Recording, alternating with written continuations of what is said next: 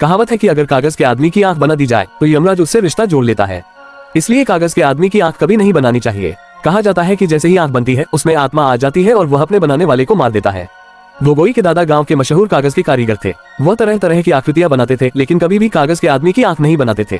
एक दिन गोगोई ने दादा को कागज का आदमी बनाते देखा और जिज्ञासा से पूछा, दादा, बचपन से देख रहा हूँ कि आप कागज के आदमी बनाते हैं, मगर आंख क्यों नहीं बनाते?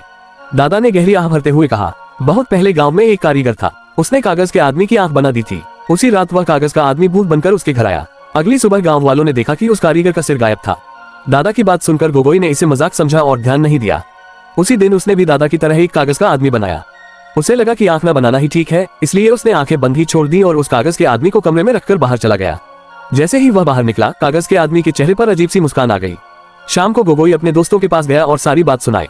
एक दोस्त ने डरते हुए कहा, मैंने भी सुना है कि कागज के आदमी की आंख नहीं बनानी चाहिए, वरना वह भूत बन जाता है और इंसान को मारकर उसका रूप ले लेता है। गोगोई हंसते हुए बोला, ये सब बच्चों को डराने की बातें हैं, अगर ऐसा होता तो मैं अभी जिंदा नहीं होता। रात को वह घर लौटा और बिस्तर पर लेट गया। अपने बनाए कागज के आदमी को देखते देखते उसे नींद आ गई। कुछ देर बाद उसे लगा जैसे कोई उसे हिला रहा है। उसने आंख खोली तो देखा वही कागज का आदमी उसके सामने खड़ा था और अजीब नजरों से उसे देख रहा था। डर के मारे वह बिस्तर से उठ गया और कांपती आवाज में बोला, क्या तुम वही हो जिसकी मैंने आंख बनाई थी? तुम इंसान हो या भूत? कागज का आदमी हंसते हुए बोला, मैं नीचे आराम से रह रहा था, तुमने मुझे वापस बुला लिया, अब मैं तुम्हें मारूंगा। तुम बहुत जरूरी हो क्योंकि तुम्हारा शरीर बहुत अच्छा है। उसके बाद कमरे में सिर्फ कागज की सरसराहट सुनाई दी।